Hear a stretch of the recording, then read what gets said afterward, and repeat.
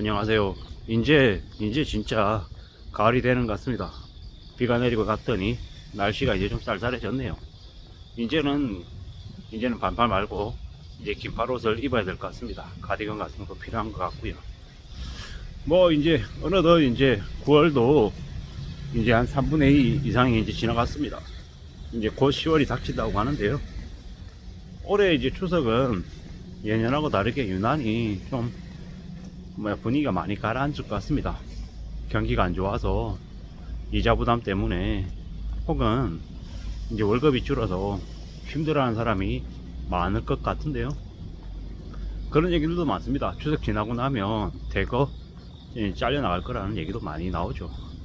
우리가 잘 알고 있는 야놀자라고 하는 그룹도 인력을 이제 줄인다라고 하고, 뭐 롯데홈쇼핑도 그렇고 뭐 여기저기에서 티나지 않게 조금씩 인력들을 계속 줄이고 있는 상황입니다. 뭐 결국은 이제 기존하고 다르게 이제 임금비도 계속 줄여야 되는 상황이고, 영업이익도 이제 계속 이제 줄어들고 있어서 많이 어렵다고 하죠. 장사에서 대출이자도 못 갚는다라고 하는 중견기업, 중소기업, 소상공인들이 넘쳐나고 있습니다. 이제 점점 더 안 좋다라고만 얘기하는데요. 이제 뭐 난리죠. 지금 뭐 세수도 지금 뭐 69조인가요? 70조인가요? 뭐 펑크 나가지고 난리라 그러죠. 이제 뭐 정부가 이런 이제 개막형 정부가 어디 있었나라는 생각이 들 정도로 많이 심합니다. 뭐 사실상 이제 윤석열 정부는 뭐 보수들 중에서도 제일 이제 문제가 제일 심한 이들로만 이제 구성이 되어 있는 것 같습니다. 그러다 보니까 뭐 국정 운영을 제대로 할 생각조차 없는 것 같습니다. 뭐 그로 인한 피해는 고스란히 우리 국민들이 다 뒤집어 쓰는 건데요. 앞으로 더 난립니다. 뭐 다주택자 세금도 깎아주고, 뭐 거래세도 깎아주고, 뭐 이래저래 뭐 대기업들 뭐 세금들 깎아주고, 법인세 깎아주고, 뭐 죄다 줄여준다 그러는데 이 정신이 나간 것 같죠. 그렇게 세금 왕창 줄여주면 어디서 메꾸려고요. 결국 유리지갑인 월급쟁이들만 더 이제 삥 뜯겠다라는 겁니다. 힘없는 이제 상대들을 대상으로 해서 이제 더 뜯어내고 이제 저거 마음대로 하겠다라는 게 이제 그네들의 속셈이죠. 뭐 지금 이제 또 연말 되면 뭡니까, 채권 만기도 돌아와가지고 또 재발행의 이슈도 있다라고 하던데 이게 어떻게 될라나 싶은 거죠. 레고랜드 사태 있을 때 기억나잖아요. 그때 채권 금리가 폭등했잖아요. 그와 같은 일이 올 10월에서 12월 사이에도 있을 거다라고 이야기합니다. 뭐 은행 금융체들 만기도 이제 올 연말로 돌아오는 게 뭐 110조가 넘는데나 어쩐데나 뭐 이래저래 다 안 좋은 얘기들밖에 없습니다. 뭐 그로 인한 충격들 뭐 이제 점점 이제 심해질 것 같은데요. 뭐 주택담보대출 금리, 변동금리 상단폭이 7%를 넘어섰고 이게 뭐 8%, 9%, 10%그 이상을 이제 찍을 거다라는 이야기도 파다합니다. 그리고 우리가 계속 이제 잊지 말아야 될 것들, 연말까지 해서 LCR 정상화, 그리고 2024년 5월 1일 경기대형 완충자본 적립 1%, 또 나중에 이제 가계대출 완충자본 적립 또 한다라는 것.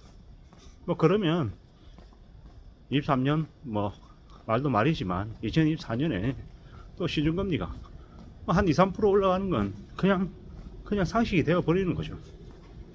지금 점점 이제 상황이 많이 안 좋습니다. 국가신용등급 하락 얘기도 있고요. 국가신용 하락 등급 이야기가 뭡니까? 우리네 부담이 더 커진다라는 겁니다. 지금 뭐 여기저기서 이제 공공요금 인상도, 전기세 인상도 이래저래 우리네 서민들의 삶의 부담이 점점 더 커지고 있는 것 같습니다. 뭐 라면값도 5,000원, 6,000원 얘기하고, 뭐 짜장면 값이 뭐 8,000원, 곱빼기 시키면 이제 뭐 만원 줘야 된다, 뭐 이런 얘기들도 하는데요. 뭐 짜장면 값 만원, 뭐 그냥 이제 점심밥값 뭐 15,000원, 2만원을 이제 그냥 당연하게 생각하고 살아야 될지도 모릅니다. 유가도 지금 뭐 10월달에 뭐 100% 찍을 거다, 뭐 이런 얘기들도 하는데요. 유가 오르면 결국 그와 관련되어 있는 나머지 물가들도 또 이제 폭등할 것이고, 그로 인한 이제 충격들은 다 이제 고스란히 이제 서민들이 다 떠안게 될 텐데 어떻게 살아야 되겠냐? 어떤 식으로 지낼 공리를 해야 될까 고민 안 할 수 없다라는 겁니다. 참 암담하고 불안하고 우려스러운 일들이 계속 이제 벌어지고 있습니다. 어떻게 살아야겠습니까? 어떻게든 자기 자신의 현재 처지에서 뭐 이제 지갑을 닫아야죠. 아니 그냥 지갑 열 생각 자체를 안 해야 됩니다. 그래야 뭐 살아남을 수 있을 것 같고 어떻게든 삶을 유지해 나갈 수 있을 것 같습니다. 우리가 선진국 국민들이 왜 그렇게 체질 공상으로 알뜰하게 사는지 초절약을 하며 사는지 우리는 그동안에 잘 몰랐습니다. 영국인이 프랑스니 독일인이 뭐 유럽의 흔히 선진국이라고 하는 그네들이 왜 그렇게 절약하며 사는지 잘 몰랐던 거죠. 근데 이제 우리도 이제 서서히 이제 그러한 모습들을 닮아가게 되고 그렇게 살지 않으면 안 되는 지경에 이제 이르게 된다라는 겁니다. 그동안에 너무 많은 이들이 쉽게 돈 벌겠다라고 빚을 냈습니다. 그 빚을 냈던 대가가 이제 곧 다가오는 것 같죠. 한때 2%대, 2%, 2.1%, 2.2% 완전 초저금리 이제 대출을 받고 이제 전세 들어가고 집을 사고 하는 이들이 현명하다 그랬습니다. 금리가 이렇게 싼데 집 안 사고 있으면 뭐 하는 거냐고 바보 소리 듣고 그랬죠. 뭐 저는 그 당시에 바보였던 거고. 근데 이제 지금 와서 보니까 이제 무리하게 이제 빚을 내서 집을 산 사람들이 이게 뭐가 잘못해서 한참 잘못했다라는 걸 이제서야 서서히 이제 알아가는 것 같습니다. 이제 그 대가를 이제 치러야 되는 시기가 이제 온 거죠. 뭐 저만 해도 예를 들어 주담대 대출로 뭐 월에 한 220에서 한 250 낸다라고 생각하면 부담이 클 것 같은데 만만치 않을 것 같은데 2030들이 무슨 배짱으로 그렇게 많은 돈을 대출했는지 이해를 못 하겠습니다. 이제 그네들이 겪게 되는 이제 충격들은 이제 말 못할 텐데요. 너무 수월하게, 너무 쉽게, 너무 만만하게 그들이 그러한 결정을 했던 것 같습니다. 이제 그들은 이제 사실상 40년이 아니라 50년 이상 잡힌 물고기가 되는 거죠. 뭐 그네들은 이미 고금리로 대출을 이제 받게 된 상황이고 시간이 지나면 지날수록 가상금리 더 물게 되어 있고 앞으로 5년 이후에 저금리 시대가 와도 그네들은 고금리로 허덕이면서 빚을 갚아야 될 겁니다. 사실상 죽을 때까지 불행하게 살 수밖에 없다는 겁니다.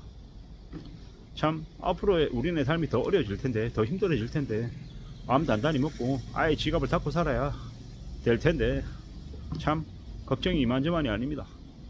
얼마나 많은 사람들이 몰락하고 망가질까 염려 또 염려 된다라고 말씀드립니다. 아무쪼록 정신을 바짝 차리고 앞으로의 삶을 맞서야 될 것 같습니다. 이상입니다.